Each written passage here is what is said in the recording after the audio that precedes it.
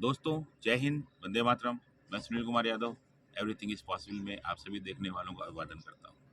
और आज का मेरा विषय है कि मरने के बाद व्यक्ति का शरीर क्यों फूल जाता है और उसका शरीर नीला क्यों पड़ने लगता है तथा उसके शरीर से बदबू क्यों आने लगती है। तो दोस्तों, जैसा आप सभी जानते हैं कि हमारे शरीर में जो हमारा शरीर है वो जीवित कोशिकाओं का एक संग्रह है।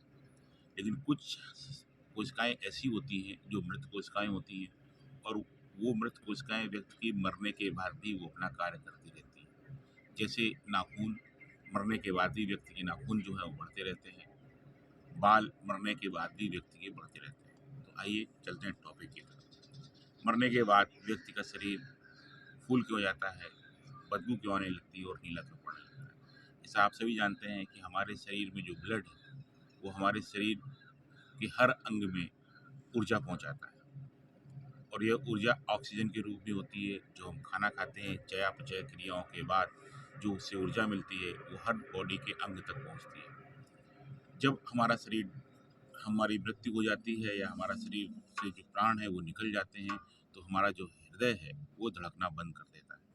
परिणाम स्वरूप जो ब्लड है, उस ब्लड से जो ऑक्सीजन पूरे शरीर को पहुंच रही होती है वो नहीं पहुंच पाती है। ऊर्जा जो रही वो पहुंच रही होती है वो नहीं पहुंच पाती है। ब्लड का काम करना रुक जाता है।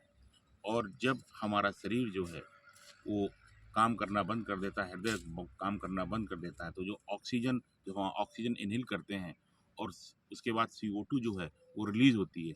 जब CO2 रिलीज होती है और ऑक्सीजन अंदर जाती है, लेकिन जब हमारा हृदय काम करना बंद कर देता है, पंप करना बंद कर देता है, फेफड़े हमारा काम करना बंद कर देते हैं, तो ऑक्सीजन जो है वो वहीं पड़ी रहती है और वो क्रियाएं करती रहती है। ऑक्सीजन निकल नहीं रहती है तो वो फूलने लगती है। ऑक्सीजन, CO2 जो है वो फूलने लगती है।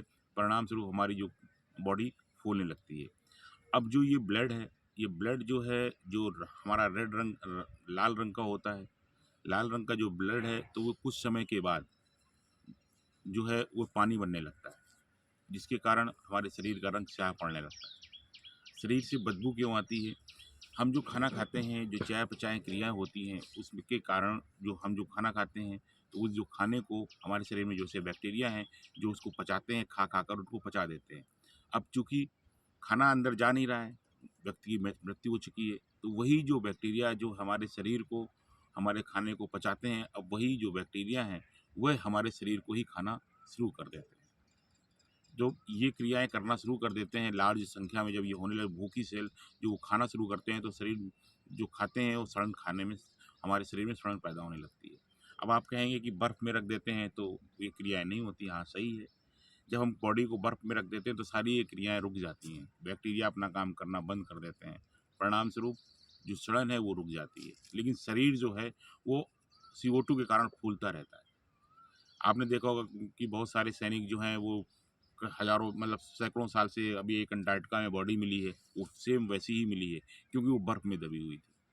तो ये दोस्तों, यही कारण है कि हमारे शरीर में जो ऑक्सीजन है वो उसका प्रवाह रुक जाता है और CO2 की वजह से शरीर फूलने लगता है। बैक्टीरियाओं की वजह से हमारे शरीर, जो बैक्टीरिया हैं जो हमारे शरीर को ही खाना शुरू कर देते हैं, तो इससे सड़न पैदा हो जाती है, और जो ब्लड है जिसका रंग लाल है, कुछ समय के बाद वो पानी बनने लगता है, जिसकी वजह से हमारे शरीर का रंग स्याह पड़ जाता है। दोस्तों, जानकारी अच्छी लगी हो, चैनल को लाइक करें, सब्सक्राइब करें, शेयर करें। जय हिंद, वंदे मातरम।